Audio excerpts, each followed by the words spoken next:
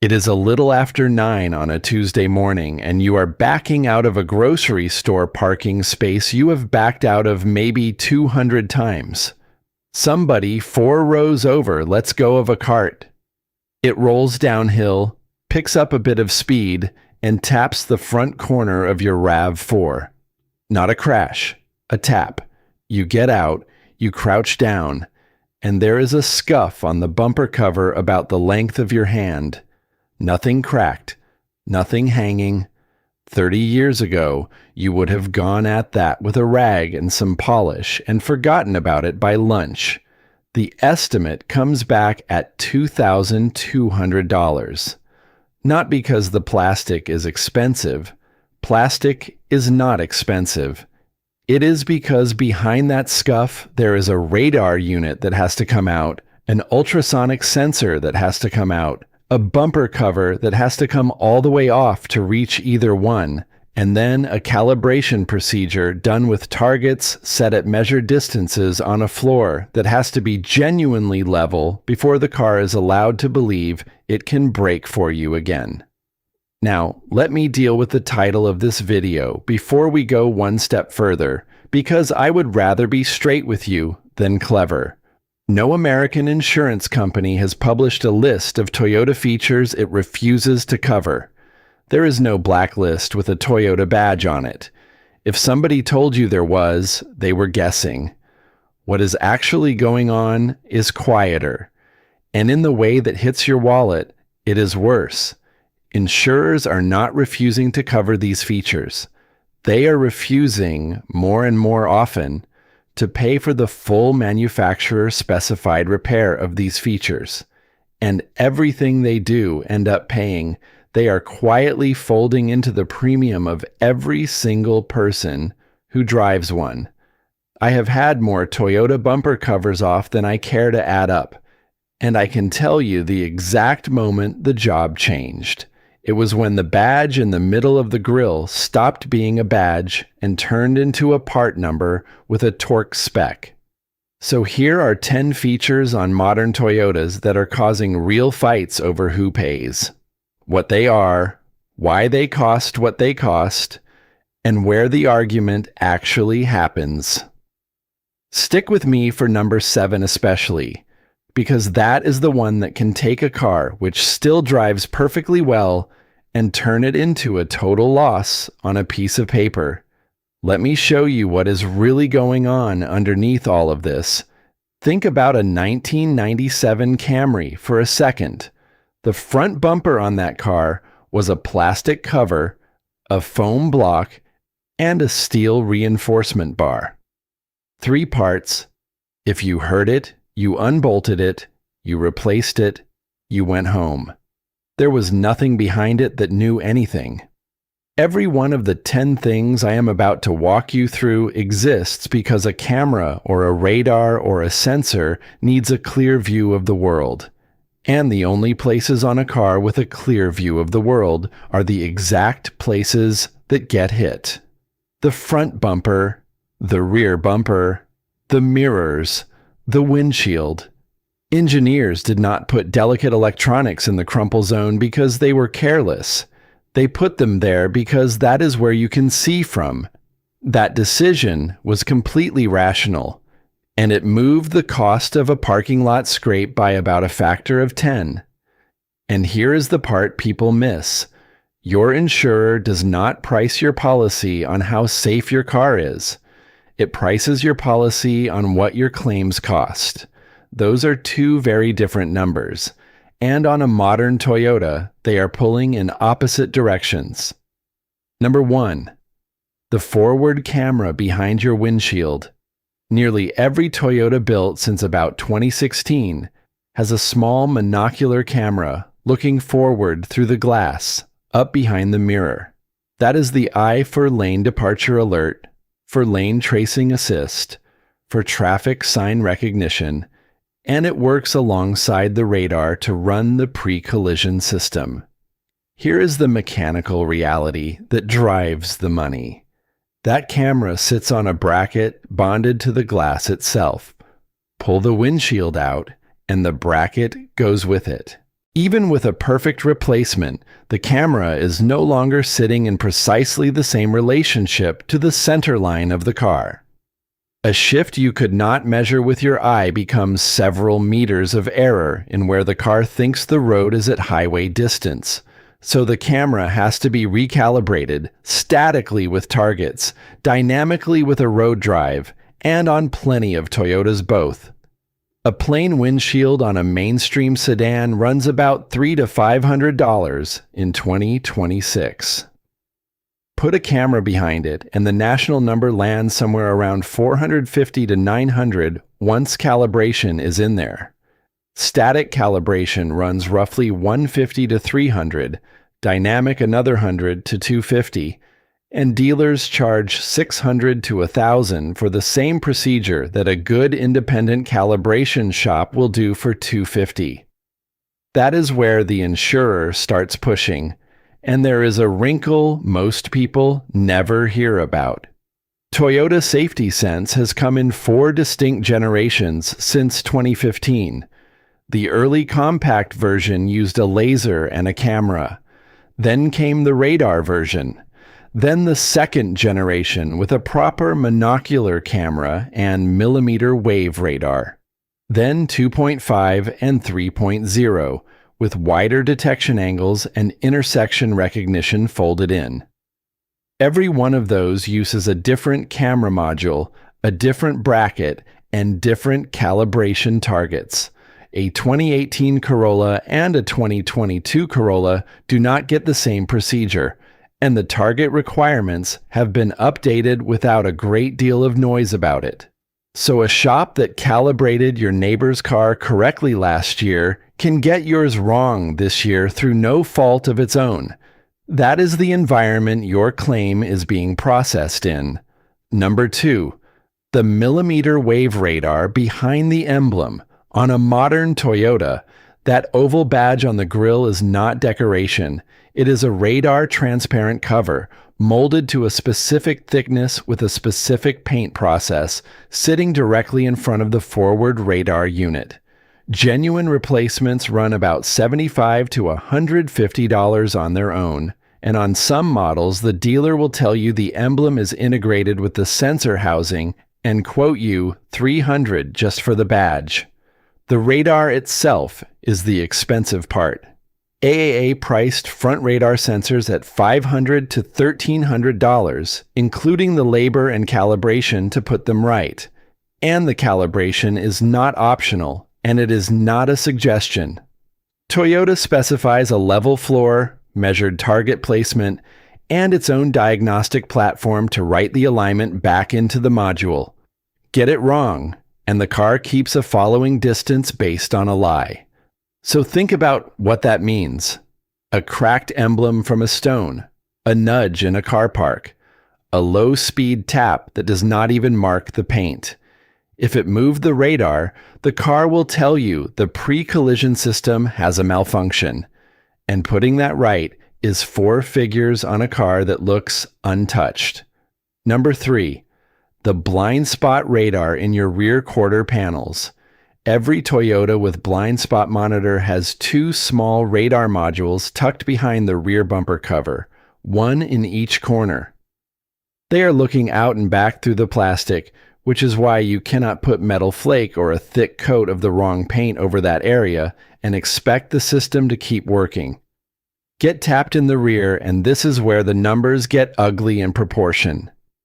A looked at minor rear collisions and found the driver assistance components alone averaged $684 out of a total estimate of about $1,698. That is nearly 41% of the entire repair sitting in 2 little radar pucks and their setup. And here is a thing plenty of shops get wrong. Blind spot radar on a Toyota does not just calibrate itself when you drive off. Some repair databases claim it does. It does not. If nobody performs the procedure, the system may sit there looking perfectly happy on the dash while pointing at the wrong slice of the road. Number 4, the camera in your mirror cap. If your Toyota has the panoramic view monitor, there is a wide-angle camera looking straight down out of the bottom of each door mirror. It stitches together with the front and rear cameras to build that overhead view when you park. This is, on the numbers, the single nastiest one on the list for how little damage it takes. AA found that when a mirror with a camera in it gets replaced, the driver assistance portion accounted for about 70.8% of the repair cost, roughly $1,067 of it. And a mirror is the thing you clip on a parking garage pillar. It is the thing that gets taken off by a passing van on a narrow street. It is the least protected component on the entire vehicle, and it now has a calibrated optical device inside it. Number 5. The ultrasonic parking sensors in the bumper cover. Those little round discs pressed into your front and rear bumper are ultrasonic transducers. They chirp, they listen, they measure how long the echo takes. Simple physics, genuinely clever, and they have been around a long time. What changed is what happens when you refinish a bumper. The sensor apertures have to be masked properly. The paint thickness matters. And if the shop lays it on heavy, the sensors go deaf or they start screaming at nothing. So put front and rear ultrasonic parking sensors at $300 to $1,000 apiece once you include the labor. On a Highlander or a Grand Highlander with the full complement, you can easily have 8 or 10 of those on the car. So the plastic cover is $200. What lives in it is $2,000. Number 6. The sealed LED headlamp assembly. Old headlight, you pop the boot off the back, twisted out a bulb, put the new one in, done in 4 minutes for $15. Modern Toyota full LED units are sealed assemblies. There is no serviceable bulb. The diodes, the drivers, the leveling motor, and on the adaptive versions, the swivel mechanism are all one part. And when any of it dies, the whole assembly comes off the shelf. Depending on the model and whether it is an adaptive unit, you are looking at anywhere from $300 to well over $1,000 per corner before labor. And that is a part on the very front corner of the car, which is to say the part most likely to be destroyed by a deer, a curb, or somebody else's mirror.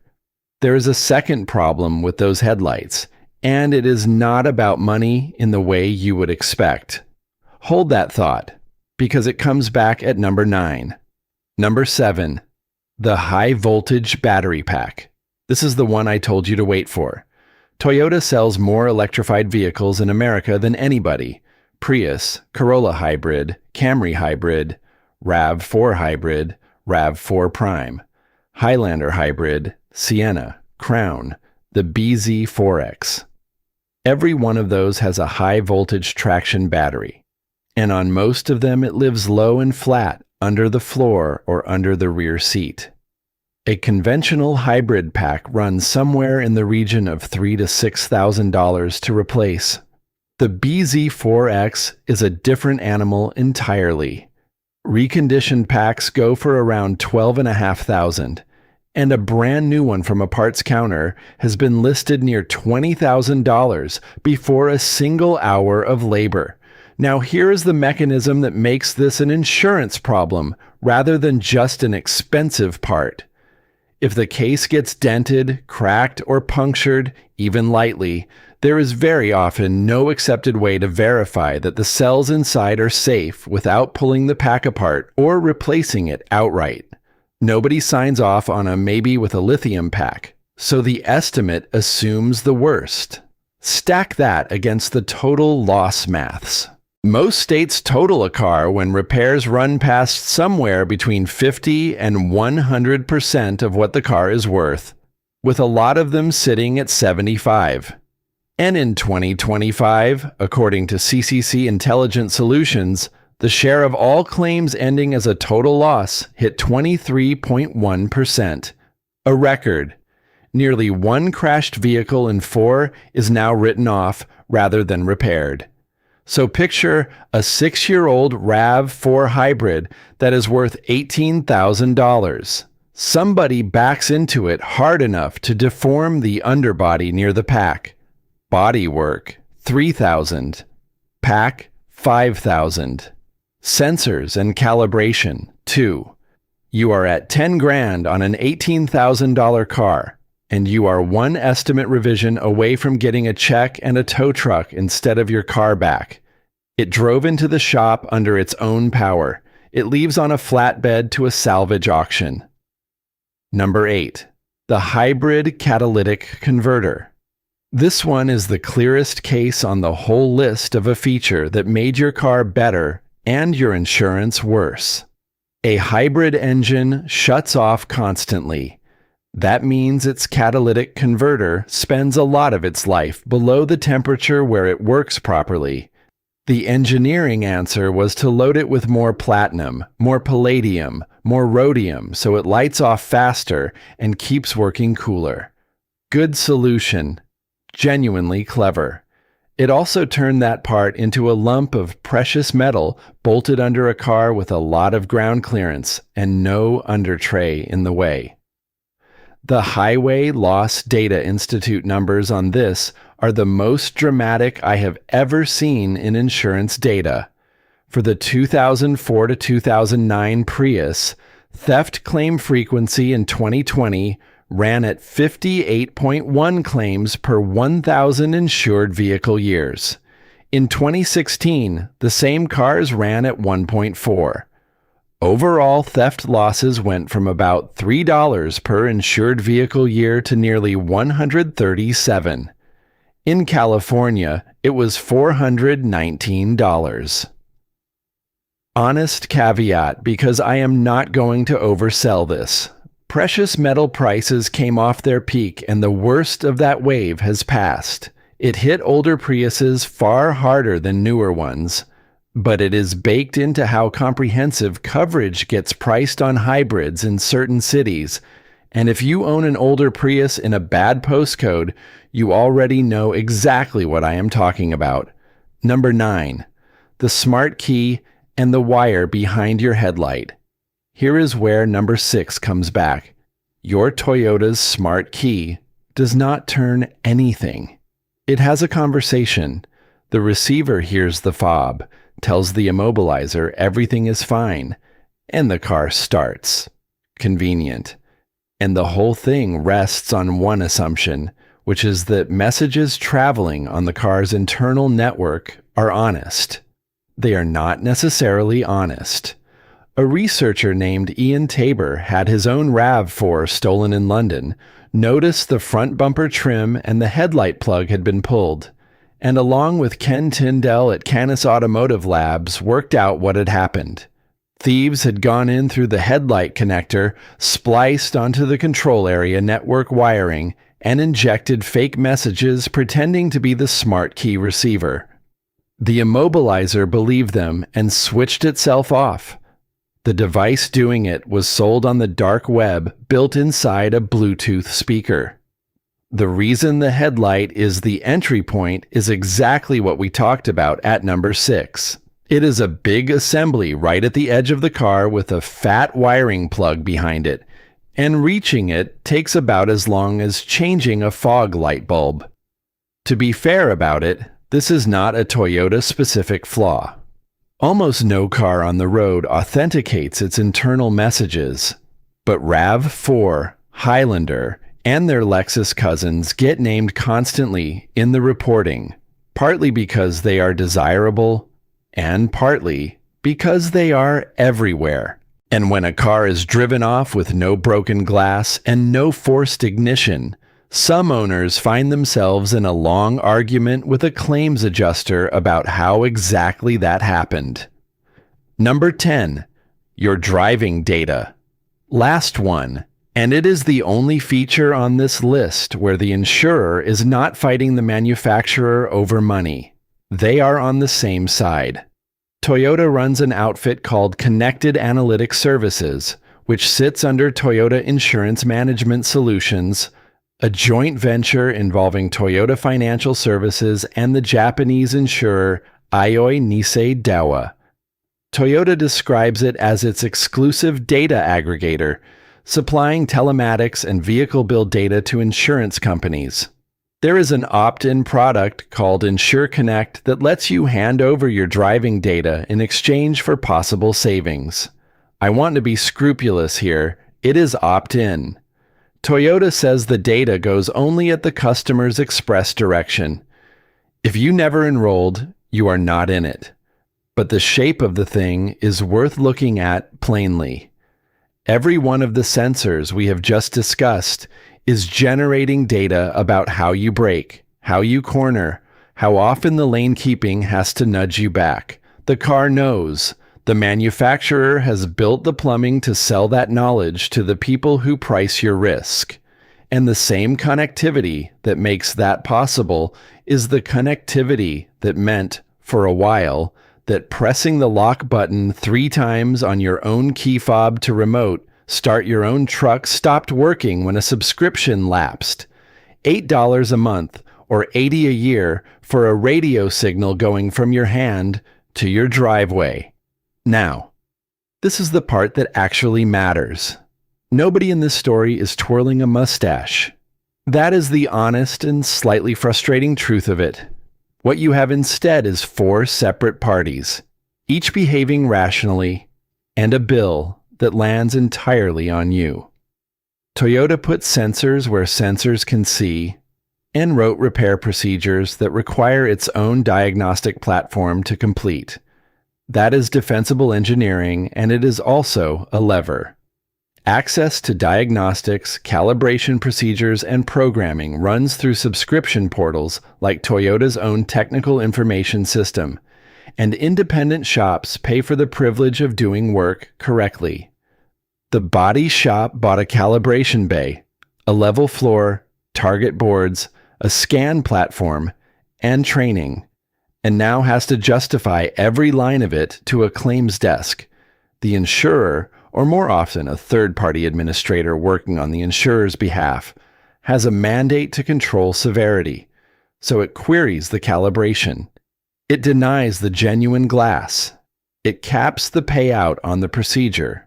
There is a trade group called the ADAS Coalition making exactly this complaint out loud right now, that administrators are refusing genuine glass which the manufacturer requires for a successful recalibration, and then capping what they will pay for the calibration itself while asking the shop to carry all the liability. Body shop owners across the country date this trend to about 2021 and say it has got sharply worse. And you, at the end of the chain, get a repair that either costs more than it should or is quietly less complete than the manual says it should be. Then you get your renewal notice. Here is the pattern underneath all of it. There is no money in a bumper you can unbolt in 20 minutes. There is a great deal of money in a bumper that requires a licensed terminal, a level floor, and a printout before the car is allowed to trust its own eyes again. Once a repair needs a credential, whoever holds the credential sets the price. That is not a conspiracy. It is just what happens to a market when you fence it. And there is precedent for the harder version of this, which is why the fear in the title is not stupid, even though the claim is wrong. In 2023, State Farm, Progressive, and Allstate all confirmed they had stopped writing new policies on certain Hyundai and Kia models in certain places, because those cars had been built without engine immobilizers and were being stolen at roughly twice the rate of everything else their age. The Insurance Information Institute called that highly unusual, and it was.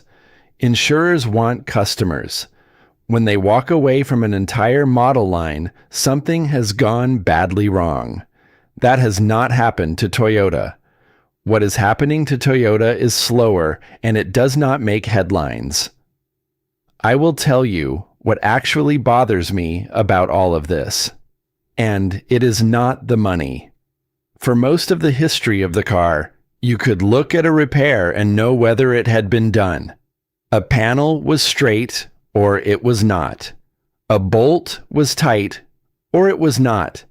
The evidence was physical and anybody with a decent eye could check it. A calibration leaves no evidence at all. A car with a perfectly aligned forward camera and a car with one pointing 3 degrees low look identical, drive identical, and sound identical. The difference only shows up on the one morning of your life when a child steps off a curb and the car has 3/4 of a second to decide something. You cannot inspect it. You cannot feel it. You have to take somebody's word for it. That is the thing that got taken away quietly while everybody was arguing about touchscreens. Not the ability to change your own oil, the ability to verify, to stand in front of your own machine and know, by looking, that it is right. The old mechanics were not smarter than the ones working today. They just worked on things that would show you the truth if you knew where to look. So, here is what I want you to actually do with this. First, before anything happens, ring your insurer and ask 2 specific questions. Does my comprehensive coverage include a separate glass deductible? And does it cover recalibration as part of a glass claim? Those are 2 different answers, and some policies pay for the windshield and argue about the calibration. Second, when a repair is being written, get the calibration listed as its own line on the estimate before anyone touches the car. Not implied. Written. Third, ask for pre-repair and post-repair scan reports in your hand. That is your only proof that the systems were checked and are talking properly. Fourth, if the manufacturer requires genuine glass for the calibration to pass, say so in writing when the administrator pushes aftermarket. You are allowed to push back, and the written trail is what makes pushing back work. Fifth, if you drive a hybrid or a plug-in, find out your state's total loss threshold and think honestly about gap coverage. A pack that costs more than 1/3 of the car changes the arithmetic of every collision you will ever have. Sixth, keep your key fob away from the front wall of your house at night. And if you own a RAV4 or a Highlander, understand that a steering lock is a genuinely unfashionable and genuinely effective answer to a very modern attack. And here is what that buys you. 6 months from now, somebody backs into you in a car park. You get out, and instead of feeling that cold little drop in your stomach, you know exactly what is behind that bumper cover, roughly what it costs, which line items to insist on, and which ones to question. You are not at anybody's mercy. You are just a person who knows what is in their own car. I would like to know what you have seen. Tell me in the comments what your last glass or bumper claim actually came to, what your insurer did or did not pay for, and whether anybody itemized the calibration. Tell me where you are, because Florida and Kentucky and South Carolina play by different glass rules than everybody else, and the difference is enormous. And if you are a tech reading this, tell me what you are seeing come across your desk from the administrators, because you are seeing it before the rest of us do. I read every one of these, and the replies are honestly the reason I keep making them. Subscribe if you want the next one, because the next one is a good one, and it has been sitting in my drafts for months. Transmission fluid that is filled for life. That phrase, in a manual, on a car with a torque converter and a valve body and clutch packs made of paper and glue. I want to walk you through what filled for life actually meant when the engineers wrote it down, what life they had in mind, and why the car that never gets a fluid change is exactly the car somebody is counting on you keeping past the warranty and not 1 mile further. Until then, go and have a proper look at the badge on your grille. Not a glance, a look. 20 years ago, it was a piece of trim you could pop off with a plastic wedge and a bit of patience. Now it is a window, and there is something behind it watching the road. And it costs more than the tires. Nobody told you that when you signed the paperwork. Now you know.